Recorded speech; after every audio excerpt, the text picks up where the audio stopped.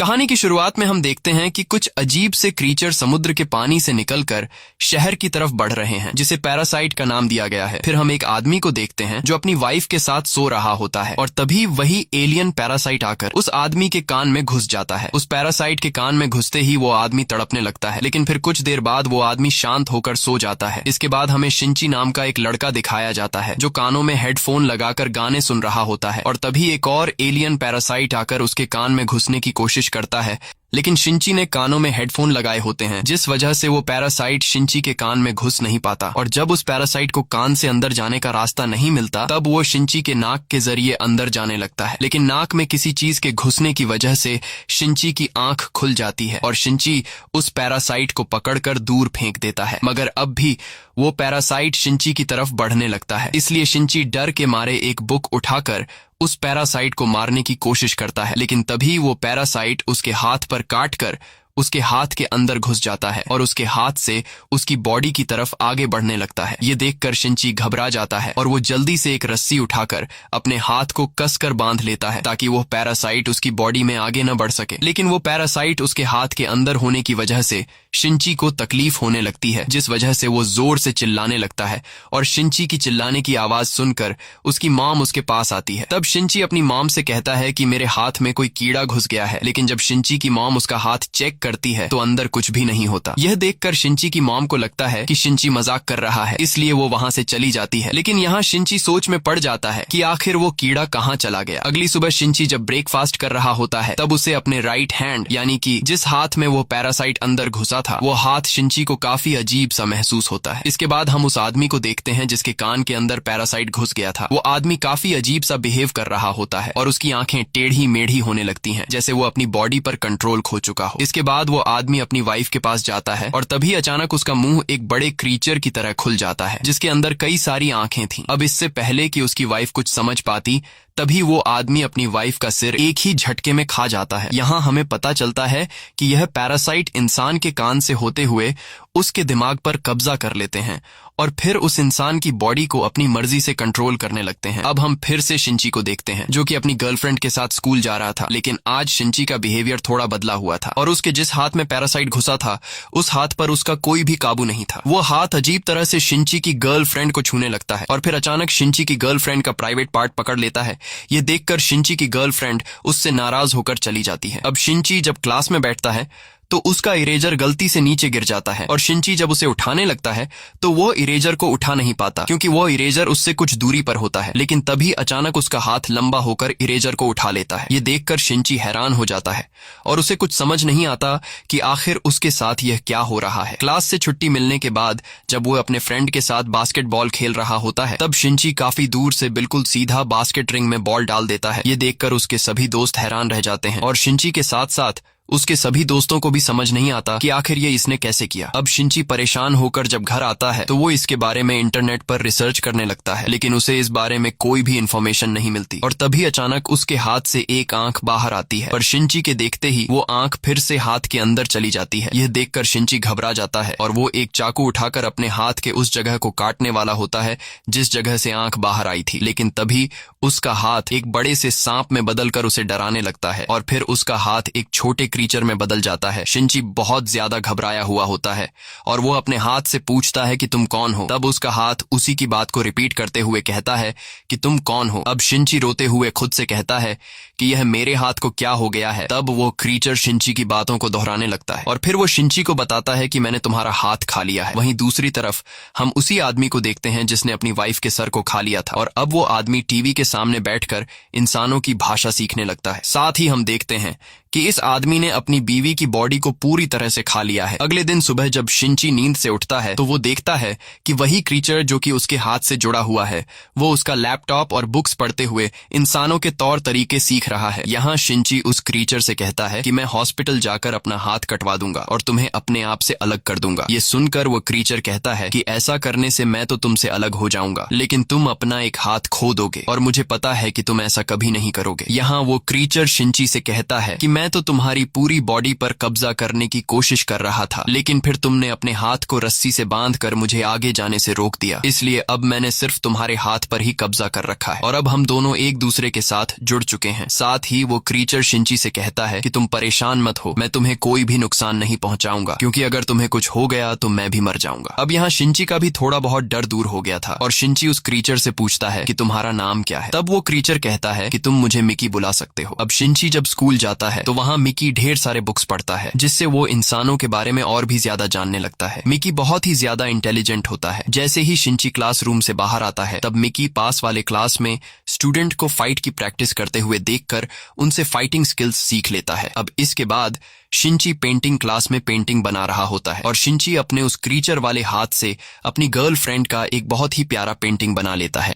तभी उसकी गर्लफ्रेंड वहां आती है और जब वो अपने बॉयफ्रेंड के हाथों बना हुआ अपना पेंटिंग देखती है तो वह शिंची से काफी खुश हो जाती है और उसे कहती है कि पिछली बार तो तुमने गलती से मेरे प्राइवेट पार्ट को टच कर लिया था, लेकिन अगर तुमने फिर से वो सब किया ना तो मैं तुम्हारी जान ले लूंगी। ये कहकर वह वहां से चली जाती है। अब स्कूल से छुट्टी होने के बाद शिंची जब घर आता है और बाथ टब में नहाने लगता है तब मिकी कहता है कि मुझे तुम्हारी बॉडी को इन्वेस्टिगेट करना है। शिंची उसे ऐसा करने से मना करता है, लेकिन मिकी जबरदस्ती उसकी बॉडी पार्ट्स को देखने लगता है और बॉडी पार्ट्स देखने के बाद मिकी शिंची पर हंसता है। यहाँ हम देखते हैं कि मिकी और शिंची में काफी अच्छी दोस्ती हो गई है और यह दोनों एक साथ रहना सीख गए हैं। वहीं हम बाहर शहर के हालात देखते हैं जहाँ और भी कई सारे पैरासाइट ने और लोगों की बॉडी पर कब्जा कर लिया है और वो पैरासाइट लोगों को मार कर खा रहे थे। ये खबरें पूरे शहर में फैल जाती हैं, लेकिन किसी भी आम इंसान को यह पता नहीं होता कि लोगों को कौन मार रहा है। और एक दिन शिंची जब मार्केट जाता है तभी मिकी शिंची से कहता है कि मुझे यहाँ आसपास अपनी तरह किसी पैरासाइट के होने का एहसास हो रहा है। अब शिंची उसकी बातों को इग्नोर करने लगता है, लेकिन मिकी उसे जबरदस्ती एक रेस्टोरेंट के अंदर ले जाता है जहाँ उसे एक आदमी दिखाई देता है और उस आदमी की बॉडी पर भी पैरासाइट ने कब्जा कर लिया था, जो बहुत ही ज्यादा भयानक दिख रहा था और वो आदमी एक नॉर्मल आदमी को मार कर खा रहा था। यहाँ वो आदमी जब शिंची को देखता है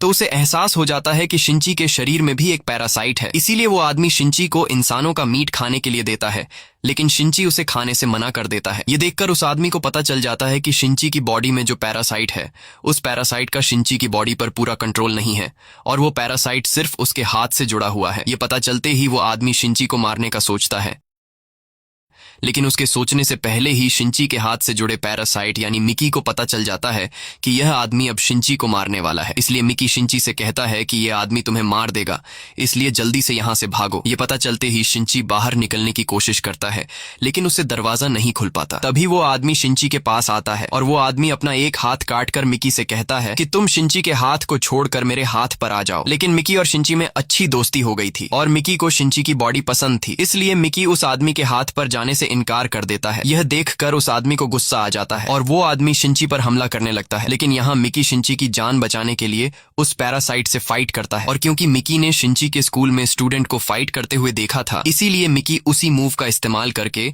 उस पैरासाइट का सिर धड़ से अलग कर देता है, जिससे वह पैरासाइट वहीं पर मर जाता है। अब तभी यहाँ कोई आने लगता है। इससे पहले कि वह आदमी शिंची को देख पाता, शिंची जल्दी से पीछे के रास्ते से वहां से निकल जाता है। घर आकर वो अपनी मॉम को इस बारे में कुछ भी नहीं बताता। वहीं न्यूज पर दिखाया जाता है कि शहर में हर रोज लोग गायब हो रहे हैं, लेकिन पुलिस को इस बारे में कुछ भी नहीं पता कि आखिर लोगों को कौन गायब कर रहा है और पूरे शहर में शिंची के अलावा कोई भी नहीं जानता था कि उन्हें पैरासाइट मारकर खा रहे हैं। यहाँ शिंची मिकी से कहता है कि तुम अपने पैरासाइट दोस्तों से कहो कि वह लोगों को मारकर ना खाएं। तब मिकी जवाब में कहता है कि जैसे तुम इंसान सब्जियां और जानवरों को मारकर खाते हो, वैसे ही हम जिंदा इंसानों को खाते हैं, इसलिए इसमें कोई बुरी बात नहीं है। और रही बात मेरी, तो मेरा तुम्हारी पूरी बॉडी पर कंट्रोल नहीं है, इसलिए तुम जो कुछ खाते हो उससे मुझे भी एनर्जी मिलती है, इसलिए मुझे इंसानों को मारने की कोई जरूरत नहीं। अगले दिन शिंची जब स्कूल जाता है तब मिकी उसे बताता है कि यहाँ आसपास मेरी तरह कोई दूसरा एक पैरासाइट भी है और वह कोई और नहीं बल्कि शिंची की टीचर थी। शिंची जब टीचर को देखता है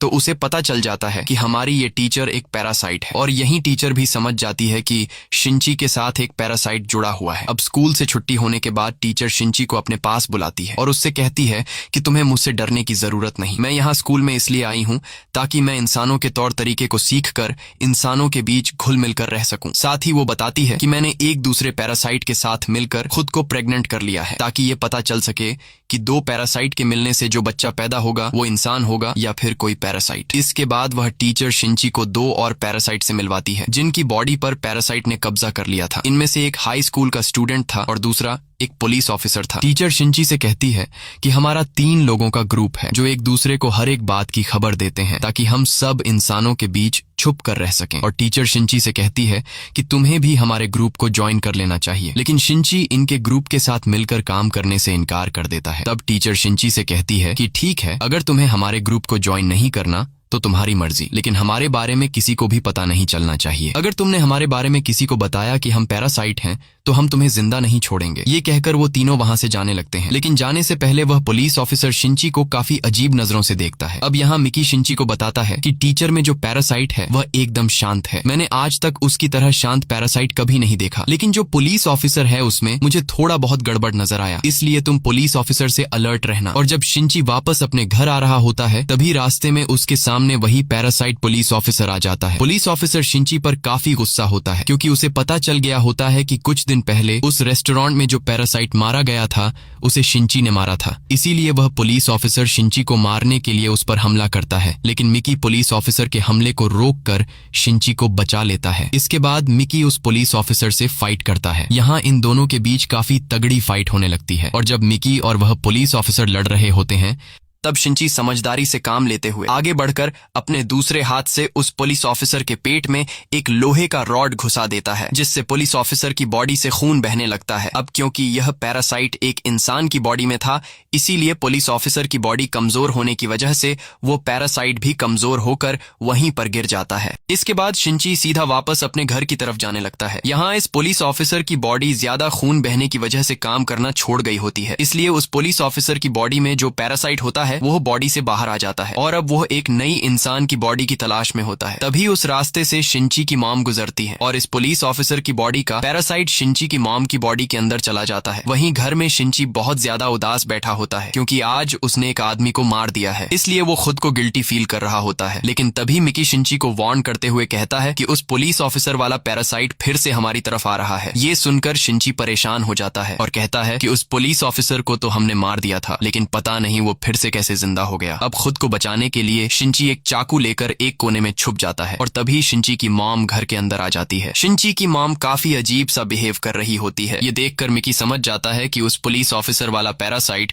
अब शिंची की मॉम की बॉडी में आ गया है, इसलिए मिकी शिंची की मॉम को मारना चाहता है, लेकिन शिंची मिकी को उसे ऐसा करने से मना कर देता है, क्योंकि शिंची अपनी मॉम से बहुत ज्यादा प्यार करता है। लेकिन तभी शिंची की मॉम एक क्रीचर में बदल जाती है और उसकी मॉम से जुड़ा पैरासाइट शिंची के दिल पर वार करता है, जिससे शिंची बुरी तरह से घायल हो जाता है और नीचे गिर जाता है। अब शिंची को मारने के बाद वो पैरासाइट वहां से निकल जाता है। यहाँ शिंची के दिल पर वार होने की वजह से शिंची मर रहा होता है और शिंची अपनी आखिरी सांसें लेने लगता है। अब मिकी शिंची को बचाने के लिए उसके हाथ से निकलकर उसकी बॉडी के उस हिस्से में चला जाता है जहां पर छेद हुआ था और शिंची कई घंटों तक इसी हालत में यहीं पर पड़ा रहता है। यहाँ हम देखते हैं कि मिकी फिर से शिंची के हाथ में वापस आ रहा होता है और तभी कुछ घंटों बाद अचानक शिंची को होश आ जाता है। होश में आने के बाद शिंची आईने के सामने जाकर अपना जख्म देखने लगता है, लेकिन शिंची को अपनी बॉडी पर किसी भी जख्म का निशान दिखाई नहीं देता। यहाँ मिकी उसे बताता है कि मैंने तुम्हारे दिल को ठीक करने के लिए अपने हिस्से के कुछ सेल्स को वहां छोड़ दिया, जिससे तुम्हारा दिल वापस रिकवर हो गया और तुम्हारी जान बच गई। मगर यहाँ शिंची दोबारा से जिंदा होने से बिल्कुल भी खुश नहीं था, क्योंकि इस दुनिया में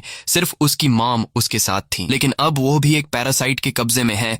इसलिए अब शिंची उस पुलिस ऑफिसर के पैरासाइट पर काफी गुस्सा हो जाता है और बदले की आग में जलने लगता है। अगले दिन शिंची उस पुलिस ऑफिसर वाले पैरासाइट को ढूंढने लगता है जिसने शिंची की मॉम की बॉडी पर कब्जा कर लिया था। और यहाँ हम देखते हैं कि शिंची अब पूरी तरह से बदल गया है। जहाँ पहले वो एक डरपोक लड़का था, लेकिन अब उसकी बॉडी में मिकी के सेल्स आने की वजह से वो बहुत ज्यादा अग्रेसिव हो गया है और अब वो पूरे शहर में उस पैरासाइट को ढूंढने लगता है जिसने उसकी मॉम की बॉडी पर कब्जा कर लिया था। लेकिन वह पैरासाइट उसे कहीं पर भी नहीं मिलता और तभी वह एक ऐसी जगह पर चला जाता है जहाँ पर ढेर सारे लोग जमा हुए होते हैं और यहाँ एक पॉलिटिशियन लोगों को जमा करके उनसे वोट मांग रहा था। उस पॉलिटिशियन को देखने के बाद शिंची को पता चलता है कि जो पॉलिटिशियन वोट मांग रहा रहा है वह भी एक पैरासाइट है। ये देखकर शिंची घबरा जाता है, क्योंकि अगर वह पैरासाइट पॉलिटिशियन इलेक्शन जीत गया तो पूरा शहर खतरे में पड़ सकता है। अगले दिन जब शिंची स्कूल जाता है तो वहां उससे वही स्टूडेंट मिलता है जो एक पैरासाइट था, और ये स्टूडेंट टीचर के ग्रुप में शामिल था। यहाँ हमें पता चलता है कि टीचर ने जानबूझकर इस स्टूडेंट का इस स्कूल में ट्रांसफर करवा दिया है ताकि ये स्टूडेंट शिंची पर नजर रख सके। यहाँ वह स्टूडेंट बाकी स्टूडेंट के सामने शिंची से ऐसे मिलने का दिखावा करता है कि जैसे ये दोनों पहली बार मिल रहे हों, और ये सब ऊपर से पैरासाइट टीचर देख रही होती है। घर आकर शिंची को मिकी बताता है कि जब से मैंने तुम्हारे दिल को अपने सेल से ठीक किया है तब से मुझे थकान महसूस होने लगा है, इसलिए अब मुझे हर रोज 4 घंटे के लिए सोना पड़ेगा, और जब मैं सो जाऊंगा तब तुम्हें अपना ख्याल खुद रखना होगा। ये कहते हुए मिकी अचानक गायब होकर सो जाता है। शिंची उसे जगाने की कोशिश करता है, लेकिन मिकी नहीं जागता। वहीं दूसरी तरफ पुलिस ऑफिसर्स को शहर भर में कई सारे लोगों के मरने के रिपोर्ट्स मिलते हैं, और इन्हें पता चलता है कि पूरे शहर में कुछ ऐसे लोग हैं जिनकी बॉडी में पैरासाइट है, और वही पैरासाइट इंसान के रूप में लोगों के बीच छुप कर रहते हुए लोगों को मार रहे हैं। ये पता चलते ही पुलिस इस बारे में रिसर्च करने लगती है, और इन्हें पता चलता है कि अगर किसी इंसान की बॉडी में पैरासाइट रह रहा हो तो उस इंसान के सर का बाल तोड़ने पर वह बाल किसी जिंदा चीज की तरह हिलने लगेगा। और ये खबर पुलिस वाले टीवी पर चला देते हैं,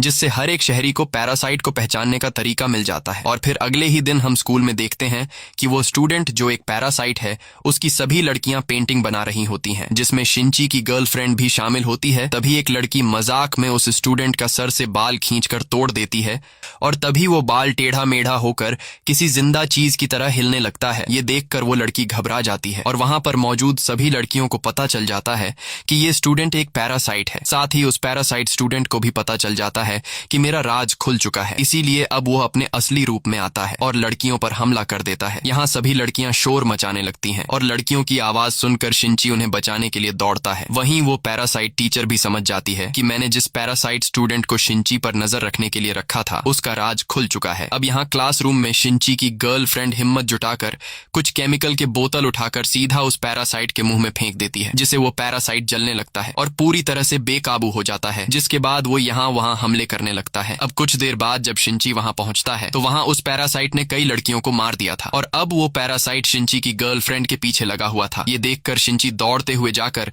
उस पैरासाइट को नीचे गिरा देता है और उससे लड़ने लगता है। तभी यहाँ पर पैरासाइट टीचर भी आ जाती है। अब वो टीचर जब देखती है कि इस पैरासाइट स्टूडेंट ने कई लड़कियों को मार दिया है, ये देखकर वो टीचर गुस्सा हो जाती है, क्योंकि स्टूडेंट की इस हरकत की वजह से टीचर का राज भी दुनिया के सामने आ सकता है। इसलिए वो टीचर वहां पर एक बम फेंक कर चली जाती है, लेकिन बम के फटने से पहले ही शिंची अपनी गर्लफ्रेंड को उठाकर खिड़की से नीचे जंप कर देता है, और तभी ऊपर वाले फ्लोर में एक जोरदार ब्लास्ट होता है। लेकिन इस ब्लास्ट में भी वो स्टूडेंट नहीं मारा जाता, मगर अब वो बुरी तरह से घायल हो चुका होता है। वही बाहर शिंची की गर्लफ्रेंड शिंची को काफी अजीब नजरों से देखने लगती है, क्योंकि बिल्डिंग के तीसरे फ्लोर से कूदने के बाद भी शिंची को कुछ नहीं हुआ था। और अब शिंची की गर्लफ्रेंड समझ जाती है कि शिंची भी एक पैरासाइट है। वहीं कुछ देर बाद जिस फ्लोर में ब्लास्ट हुआ था वहां पर पुलिस आ जाती है, और पुलिस मालूम करने लगती है कि आखिर ये ब्लास्ट किसने किया। लेकिन तभी वो स्टूडेंट एक पुलिस अफसर पर हमला करके उसे मार देता है, जिसके बाद वो स्टूडेंट खुद को बचाते हुए ऊपर छत पर जाने लगता है। तभी बाहर मिकी शिंची को बताता है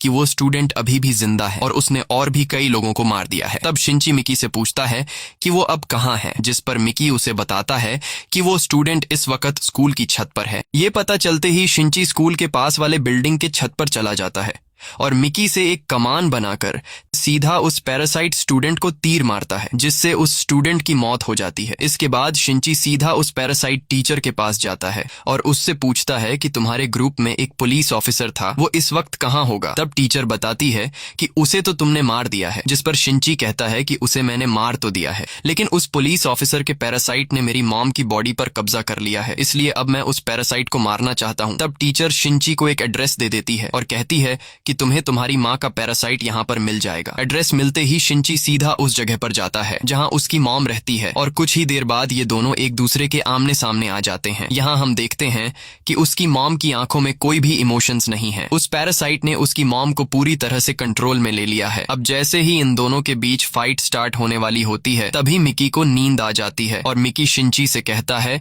कि मैं सोने जा रहा हूँ, लेकिन सोने से पहले वह शिंची के हाथ पर एक नुकीला हथियार बनाकर सो जाता आता है और अब शिंची को अकेले ही लड़ना पड़ेगा। तभी शिंची की मॉम एक क्रीचर में बदलकर शिंची पर हमला कर देती है और शिंची यहाँ खुद को बचाने लगता है। कुछ देर बाद शिंची भी काफी अच्छे से अपनी मॉम से लड़ने लगता है और जैसे ही शिंची इस पैरासाइट को मारने वाला होता है तभी उसे अपनी माँ की आवाज सुनाई देती है। यहाँ शिंची की मॉम शिंची को काफी प्यार भरी नजरों से देखने लगती है और शिंची की मॉम कुछ देर के लिए उस पैरासाइट से अपना कंट्रोल लेकर अपने बेटे को पहचान लेती है, लेकिन तभी फिर से वो पैरासाइट शिंची की मॉम को अपने काबू में ले लेता है और शिंची पर सीधा हमला कर देता है। लेकिन हमले के दौरान शिंची की मॉम अपना हाथ बढ़ाकर उस पैरासाइट के हमले को रोक देती है और अपने बेटे को मरने से बचा लेती है। लेकिन अब शिंची की मॉम के हाथ से खून बहने लगता है, जिस वजह से शिंची की मॉम कमजोर होने लगती है और अब शिंची की मॉम कमजोर होने की वजह से वो पैरासाइट भी कमजोर हो जाता है और मौके का फायदा उठा करना चाहते हुए शिंची सीधा जाकर उस पैरासाइट को मार देता है, जिससे उसकी मॉम की भी डेथ हो जाती है। वहीं दूसरी तरफ हम देखते हैं कि जो एक पैरासाइट पॉलिटिशियन है वो इलेक्शन जीतकर सिटी का मेयर बन जाता है, जिसका मतलब कि अब पूरा शहर खतरे में पड़ने वाला है। वहीं शिंची अपने गर्लफ्रेंड से मिलने हॉस्पिटल जाता है, जहां हम देखते हैं कि कोई चुपके से शिंची पर नजर रख रहा है और वो आदमी शिंची और मिकी की कुछ फोटोज ले लेता है। अब यहाँ से मूवी का सेकंड पार्ट शुरू हो जाता है, जहां हम देखते हैं कि शिंची अब काफी उदास रहने लगा है क्योंकि अब उसकी मॉम इस दुनिया में नहीं रही और अब शिंची ने फैसला कर लिया है कि वो पूरे शहर में पैरासाइट्स को चुन चुन कर मारेगा। वहीं अब पूरे शहर में पुलिस भी एक्टिव हो जाती है और पैरासाइट को ढूंढने लगती है। यहाँ पुलिस ने एक बंदे को हायर कर लिया होता है जो वैसे तो एक कॉन्ट्रैक्ट किलर है, लेकिन इस आदमी की खास बात ये थी कि ये पैरासाइट को देखकर पहचान लेता था कि ये नॉर्मल इंसान है या फिर पैरासाइट। अब पुलिस वाले इस आदमी को गाड़ी में बिठाकर सीधा हेडक्वार्टर ले जाते हैं, जहां इस आदमी के सामने कई सारे लोगों को लाया जाता है और पुलिस वाले इससे पूछते हैं कि बताओ ये लोग पैरासाइट है या इंसान। तब ये कॉन्ट्रैक्ट किलर कई सारे लोगों को देखकर बताता है कि ये सभी नॉर्मल इंसान है, लेकिन जब उसके सामने शिंची को बिठा दिया जाता है तब ये कॉन्ट्रैक्ट किलर एक पल के लिए शिंची में कुछ खास देखता है, लेकिन फिर वो सोच में पड़ जाता है और समझ नहीं पाता कि शिंची पैरासाइट है या फिर नॉर्मल इंसान, क्योंकि शिंची पूरी तरह से पैरासाइट नहीं था बल्कि सिर्फ शिंची के हाथ के साथ पैरासाइट जुड़ा हुआ था। इसीलिए वो शिंची को एक नॉर्मल इंसान बता देता है, जिसके बाद शिंची को जाने दिया जाता है। अब शिंची जब वापस घर आ रहा होता है तभी उसे एहसास होता है कि कोई उसका पीछा कर रहा है, लेकिन यहाँ वहां नजर घुमाने पर उसे कोई भी नजर नहीं आता, जिसके बाद शिंची अपने घर की तरफ जाने लगता है। लेकिन यहाँ हम देखते हैं कि सच में शिंची का एक आदमी पीछा कर रहा है और ये वही जासूस होता है जिसने कुछ महीने पहले हॉस्पिटल में शिंची और मिकी की फोटोज ली थी। वहीं दूसरी तरफ हम उस पैरासाइट पॉलिटिशियन को देखते हैं जो अब शहर का मेयर बन चुका है और मेयर ने पैरासाइट का एक बड़ा ग्रुप बना लिया होता है। यहाँ वो पैरासाइट टीचर भी मेयर के साथ होती है और टीचर ने एक ह्यूमन बच्चे को जन्म दे दिया था। तब मेयर सभी पैरासाइट से कहता है कि अब वक्त आ चुका है कि हम पूरे शहर में से इंसानों को खत्म कर दें, जिसके बाद इस पूरे शहर पर हमारी हुकूमत होगी। साथ ही मेयर को पता चल चुका होता है कि शहर में शिंची नाम का एक लड़का है जो पैरासाइट को मार रहा है, इसलिए मेयर अपने साथियों से कहता है कि हमें शिंची और मिकी को मारना होगा क्योंकि वो हमारे लिए एक खतरा है। लेकिन वो टीचर मेयर को ऐसा करने से मना कर देती है और कहती है कि शिंची और मिकी हमारे लिए बहुत खास है क्योंकि पूरे शहर में सिर्फ वो दोनों ही हैं जो पैरासाइट और इंसान होने के बावजूद एक साथ मिलकर रह रहे।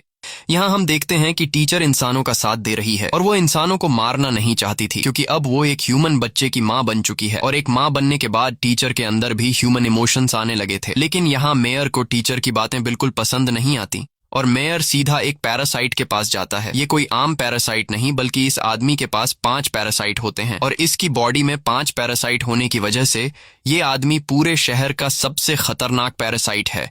इसलिए मेयर इस खतरनाक पैरासाइट से कहता है कि शहर में शिंची नाम का एक लड़का है जो पैरासाइट को मार रहा है, इसलिए तुम्हें उस लड़के को मारना होगा। वहीं हम टीचर के पास उस आदमी को देखते हैं जो पिछले काफी दिनों से शिंची पर नजर रख रहा था और ये देखकर हमें पता चलता है कि इस आदमी को टीचर ने शिंची के पीछे लगा रखा है।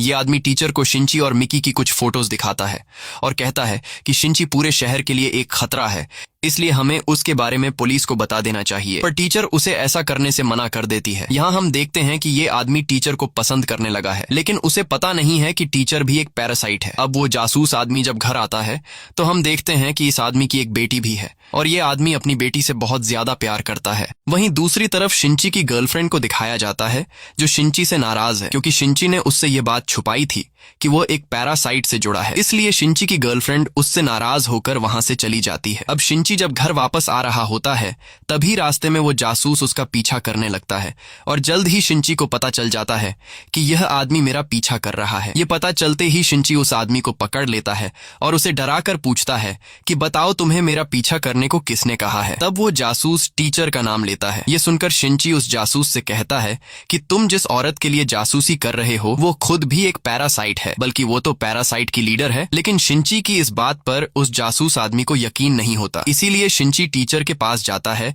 और एक टेप रिकॉर्डर ऑन कर लेता है। इसके बाद वो उस टीचर से पूछता है कि तुमने मेरे पीछे जासूस क्यों लगाया है। तब वो टीचर कहती है कि तुम शहर भर में पैरासाइट को क्यों मार रहे हो, तुम खुद भी एक पैरासाइट हो, इसलिए तुम पैरासाइट को मारने के बजाय तुम्हें पैरासाइट की मदद करनी चाहिए। शिंची टीचर को कोई जवाब नहीं देता और चुपचाप सीधा उस जासूस के पास आकर उसे वो टेप रिकॉर्डर दे देता है जिसमें टीचर की सारी बातें रिकॉर्ड की गई थीं। साथ ही शिंची उस जासूस को बताता है कि इस शहर में हजारों की तादाद में पैरासाइट मौजूद हैं, यहाँ तक कि इस शहर का मेयर भी एक पैरासाइट है। इसलिए मैं तुम्हारी भलाई के लिए कह रहा हूँ कि तुम इन सब चीजों से दूर रहो वरना तुम मारे जा सकते हो। लेकिन यह जासूस टीचर से प्यार करने लगा था और अब टीचर की सच्चाई जानने के बाद वो काफी गुस्सा हो जाता है और अकेले ही सभी पैरासाइट का पर्दाफाश करने के काम पर लग जाता है। इसके बाद वो सीधा मेयर के पास जाता है और मेयर की सच्चाई दुनिया के सामने लाने के लिए टेबल के नीचे एक माइक फिट कर देता है, जिसके बाद वो जासूस वहां से जाने लगता है। लेकिन जल्द ही मेयर को पता चल जाता है कि इस जासूस ने मेरी बातों को रिकॉर्ड करने के लिए टेबल के नीचे माइक फिट किया है। अब यह सब पता चलते ही मेयर अपने आदमियों से कहता है कि इसे मार डालो। मेयर के ऑर्डर पर 2 पैरासाइट उस जासूस को मारने के लिए उसके घर पर जाते हैं, लेकिन वो जासूस घर पर मौजूद नहीं होता। अब जासूस को ना पाकर वो 2 पैरासाइट जासूस की बेटी को मारकर चले जाते हैं। अब जब वो जासूस घर आता है तो अपनी बेटी को मरा हुआ देखता है। ये देखकर वो जासूस बदले की आग में जलने लगता है और जासूस को लगता है कि मेरी बेटी को टीचर ने मारा है। दूसरी तरफ शिंची कहीं जा रहा होता है, तभी मिकी उसे बताता है कि तुम पर 5-5 पैरासाइट हमला करने आ रहे हैं और तभी वो पैरासाइट शिंची के सामने आ जाता है जिसके अंदर 5 पैरासाइट हैं। मिकी उसे देखकर सब समझ जाता है और वो शिंची से कहता है कि इस आदमी की बॉडी में 5-5 पैरासाइट हैं, इसलिए ये आदमी बहुत खतरनाक है। ये पता चलते ही शिंची वहां से भागने लगता है और वो 5 पैरासाइट वाला आदमी भी उसका पीछा करने लगता है। साथ ही वो पैरासाइट शिंची पर हमले करने लगता है, लेकिन शिंची उसे खुद को बचाता है और यहाँ शिंची बड़ी चालाकी से पेड़ से लटक कर उस 5 पैरासाइट वाले आदमी का सिर धड़ से अलग कर देता है। अब यहाँ शिंची को लगता है कि ये पैरासाइट मारा जा चुका है, इसलिए शिंची वहां से जाने लगता है। लेकिन तभी हम देखते हैं कि उस आदमी के बॉडी में जो बचे हुए 4 पैरासाइट थे उनमें से एक पैरासाइट निकलकर उस आदमी की बॉडी में चला जाता है, जिससे वो पैरासाइट वापस जिंदा हो जाता है। साथ ही वह पैरासाइट जिसे शिंची ने मार दिया था वो वापस उस आदमी के हाथ से जुड़ जाता है। वहीं दूसरी तरफ टीचर मेयर पर काफी गुस्सा होती है और उससे कहती है कि भूलो मत, मैंने तुम्हें इलेक्शन जितवाया है और जब मैंने तुमसे कहा था कि तुम इस जासूस और शिंची को मारने के लिए पैरासाइट नहीं भेजोगे, तब तुमने ऐसा क्यों किया। लेकिन यहाँ मेयर टीचर की बात का कोई जवाब नहीं देता। अब यहाँ मेयर और आसपास खड़े पैरासाइट समझ जाते हैं कि टीचर पैरासाइट का साथ देने के बजाय इंसानों का साथ दे रही है, इसलिए टीचर जब वहां से जाती है तब मेयर उसे मारने के लिए कुछ पैरासाइट को भेज देता है। अब टीचर जब पार्किंग एरिया में आती है तो उसे पता चल जाता है कि मेयर ने मुझे मारने के लिए कुछ पैरासाइट को भेजा है, इसलिए टीचर उनसे लड़ने लगती है और एक ही झटके में तीनों पैरासाइट को मार देती है। और अब जब टीचर अपने घर आती है तो वह देखती है कि उसका बेटा गायब है और तभी उसे एक नोट मिलता है जिससे उसे पता चलता है कि मेरे बेटे को उस जासूस ने किडनैप किया है। ये देखकर टीचर को काफी गुस्सा आता है। साथ ही उस जासूस ने टीचर के लिए लिखा था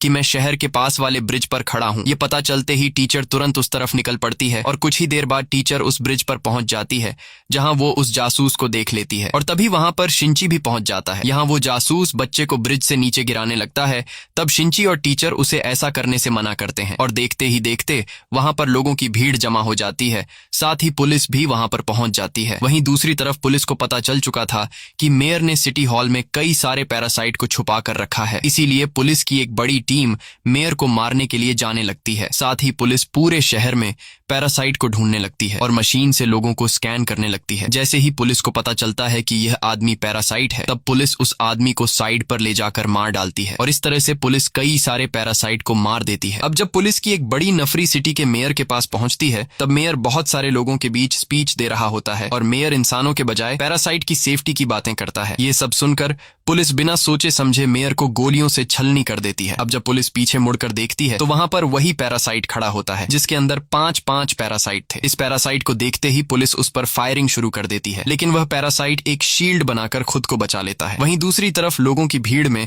वो जासूस टीचर के बच्चे को जैसे ही नीचे गिराने वाला होता है, तभी वो टीचर अपनी असली रूप में आकर उस जासूस को मार डालती है और अपने बच्चे को बचा लेती है। लेकिन अब टीचर का राज दुनिया के सामने आ चुका था, इसलिए पुलिस ऑफिसर्स टीचर को खतरनाक समझकर उसे शूट करवा देते हैं। लेकिन यहाँ टीचर खुद की बिना परवाह किए अपने बच्चे को प्रोटेक्ट कर लेती है और उसे कई सारी गोलियां लग जाती हैं, जिससे टीचर बुरी तरह से घायल हो जाती है। और टीचर धीरे धीरे आगे बढ़ते हुए अपना बच्चा शिंची को दे देती है और कहती है कि तुम इसे एक नॉर्मल इंसान की तरह बड़ा करना। ये कहकर ज्यादा गोलियां लगने की वजह से टीचर वहीं पर गिरकर मारी जाती है। अब पुलिस ऑफिसर शिंची को गाड़ी में बैठाकर इन्वेस्टिगेशन के लिए अपने हेडक्वार्टर ले आते हैं, जहां पर पुलिस की एक बड़ी नफरी खड़ी होती है और तभी वहां पर वह 5 पैरासाइट वाला आदमी आ जाता है और वह पैरासाइट अब शिंची को मारना चाहता था। इसलिए शिंची गाड़ी में बैठकर वहां से भागने लगता है, लेकिन तभी वह पैरासाइट उड़कर उसकी कार के ऊपर आ जाता है और ऊपर से शिंची पर हमला करने लगता है, जिस वजह से शिंची से कार अनबैलेंस होकर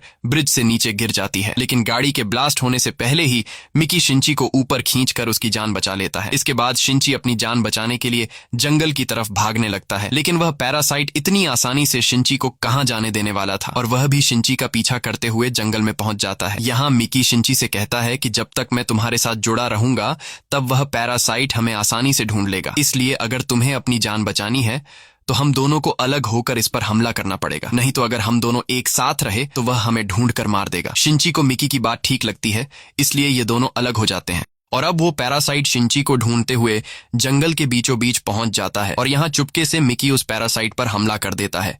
लेकिन वो पैरासाइट बड़ी आसानी से मिकी का वार रोक लेता है और तभी पीछे से शिंची भी उस पर अटैक करता है, पर वो पैरासाइट शिंची का भी वार रोक लेता है और शिंची को दूर फेंक देता है। ये देखकर शिंची और मिकी समझ जाते हैं कि ये पैरासाइट बहुत ही ज्यादा ताकतवर है, इसीलिए मिकी शिंची से कहता है कि तुम यहाँ से भाग जाओ, मैं अकेले ही इससे लड़ता हूँ। लेकिन शिंची मिकी को अकेले नहीं छोड़ना चाहता था, पर मिकी उसे बार बार कहता है कि अगर तुम यहाँ से नहीं गए तो हम दोनों ही मारे जाएंगे। इसलिए शिंची अब ना चाहते हुए मिकी को छोड़कर वहां से भागने लगता है और यहाँ अकेला मिकी इस पैरासाइट से लड़ने लगता है। लेकिन मिकी अकेले 5 पैरासाइट का मुकाबला नहीं कर पाता और वो पैरासाइट मिकी को मार डालता है। वहीं शिंची अपने गर्लफ्रेंड के घर पर पहुंच जाता है और शिंची बुरी तरह से घायल होता है, तब उसकी गर्लफ्रेंड उसका ख्याल रखती है। और अगली सुबह जब शिंची नींद से जागता है तो वह देखता है कि मिकी फिर से उसके हाथ में आ रहा है। ये देखकर शिंची काफी खुश होता है और हमें पता चलता है कि पिछली बार जब मिकी शिंची की जान बचाने के लिए इसकी बॉडी के अंदर गया था तो वहां मिकी ने शिंची की बॉडी के अंदर अपने कुछ सेल्स छोड़े थे और इसी सेल्स की मदद से मिकी अब फिर से शिंची के हाथ में आने लगता है। और अब मिकी को फिर से अपने हाथ में देखकर शिंची समझ जाता है कि वो 5 पैरासाइट वाला आदमी मिकी की मदद से मुझे फिर से ढूंढ लेगा, इसलिए शिंची अब अपनी गर्लफ्रेंड की जान खतरे में नहीं डालना चाहता था और शिंची अपनी गर्लफ्रेंड को यहीं पर छोड़कर बाहर आ जाता है। बाहर आकर वह देखता है कि वो 5 पैरासाइट वाला आदमी मुझे ढूंढते हुए यहाँ तक पहुंच गया है। अब इस आदमी से खुद को बचाने के लिए शिंची दौड़ते हुए एक फैक्ट्री के अंदर आ जाता है जहां पर कचरे को जलाया जाता है। अब यहाँ वो पैरासाइट शिंची पर हमला करने लगता है, लेकिन शिंची किसी तरह करके खुद को बचा लेता है और शिंची एक लोहे का रॉड उठाकर उस पैरासाइट के पेट में घोंप देता है। लेकिन इस छोटे से लोहे की रॉड से उस पैरासाइट को कुछ नहीं होता और तभी वो पैरासाइट शिंची पर हमला कर देता है, लेकिन मिकी उस पैरासाइट का हमला रोक देता है और तभी इस पैरासाइट को कुछ होने लगता है और एक एक करके सभी पैरासाइट उसकी बॉडी से निकलने लगते हैं, जिस वजह से वह अजीब तरह से तड़पने लगता है। ये देखकर शिंची सोच में पड़ जाता है कि आखिर इस पैरासाइट को क्या हुआ। तब मिकी उसे बताता है कि तुमने जो रॉड उसे मारी थी उस रॉड पर कई सारे केमिकल्स थे, जिस वजह से उस आदमी के बॉडी में जितने भी पैरासाइट हैं वो सभी पैरासाइट खुद को खतरे में समझकर उसकी बॉडी से अलग हो रहे हैं। अब देखते ही देखते उस आदमी की बॉडी से सारे पैरासाइट निकल जाते हैं और सिर्फ सबसे खतरनाक पैरासाइट की बॉडी रह जाती है, जिसे शिंची उठाकर आग में फेंक देता है और फाइनली वह खतरनाक पैरासाइट जलकर मारा जाता है। अब हम कुछ हफ्तों के बाद का सीन देखते हैं जहां सभी पैरासाइट मारे जा चुके हैं और पूरे शहर में सभी लोग नॉर्मल लाइफ जीने लगे हैं। बस अब सिर्फ शिंची के पास पैरासाइट रह चुका है और एक दिन मिकी भी शिंची से कहता है कि अब सारे पैरासाइट खत्म हो चुके हैं, इसीलिए अब वक्त आ चुका है कि मैं तुमसे अलग हो जाऊं। इस तरह से तुम्हें अपना हाथ वापस मिल जाएगा और तुम अपनी मर्जी के मुताबिक जिंदगी गुजार पाओगे। लेकिन शिंची मिकी को जाने से मना कर देता है क्योंकि शिंची और मिकी में काफी अच्छी दोस्ती हो चुकी थी। लेकिन मिकी कहता है कि मैं अब और तुम पर बोझ नहीं बनना चाहता। ये कहते हुए मिकी अचानक गायब हो जाता है और शिंची का हाथ वापस आ जाता है। ये देखकर शिंची काफी उदास हो जाता है क्योंकि शिंची ने अपने दोस्त को खो दिया था और शिंची रोने लगता है। अब इस तरह से और कई दिन बीत जाते हैं और अब शिंची अपनी गर्लफ्रेंड के साथ खुश रहने लगा था। एक दिन शिंची जब अपनी गर्लफ्रेंड के साथ कहीं जा रहा होता है, तभी वो कॉन्ट्रैक्ट किलर जो पैरासाइट को देखकर पहचान लेता है, वो शिंची की गर्लफ्रेंड को पकड़कर बिल्डिंग के किनारे पर ले जाता है क्योंकि अब भी उस किलर को शिंची में एक पैरासाइट नजर आ रहा था। लेकिन शिंची उससे कहता है कि अब मैं किसी भी पैरासाइट के साथ नहीं जुड़ा हूं और जो पैरासाइट मेरे साथ था वो मुझे छोड़कर चला गया है। लेकिन वो किलर शिंची की बात नहीं सुनता और शिंची की गर्लफ्रेंड को बिल्डिंग से नीचे छोड़ देता है। ये देखकर शिंची अपने गर्लफ्रेंड को बचाने के लिए तेजी से भागता है और उस किलर को मारकर दूर फेंक देता है। लेकिन जैसे ही शिंची अपनी गर्लफ्रेंड को पकड़ने के लिए हाथ बढ़ाता है, तब उसकी गर्लफ्रेंड उसके हाथ से छूट जाती है और वो नीचे जाने लगती है। शिंची अपने गर्लफ्रेंड को नीचे जाते हुए नहीं देख सकता था, इसलिए वह अपनी आंखें बंद कर लेता है और अपनी गर्लफ्रेंड के साथ बिताए हुए वक्त को याद करने लगता है। लेकिन तभी शिंची को अपने दोस्त मिकी की आवाज सुनाई देती है। मिकी की आवाज सुनकर शिंची फौरन अपनी आंखें खोल लेता है और वह देखता है कि उसने अपनी गर्लफ्रेंड को पकड़ लिया है। जिसके बाद शिंची जल्दी से अपनी गर्लफ्रेंड को ऊपर खींच लेता है। यहाँ शिंची अपने हाथ को देखने लगता है और हमें पता चलता है कि जब शिंची की गर्लफ्रेंड उसके हाथ से छूटकर नीचे गिर रही थी, तब मिकी ने आकर उसकी गर्लफ्रेंड को बचा लिया था। इसी के साथ ये कहानी खत्म हो जाती है। अगर आपको ये वीडियो अच्छी लगी हो तो हमारे चैनल को सब्सक्राइब और वीडियो को लाइक जरूर कीजिएगा।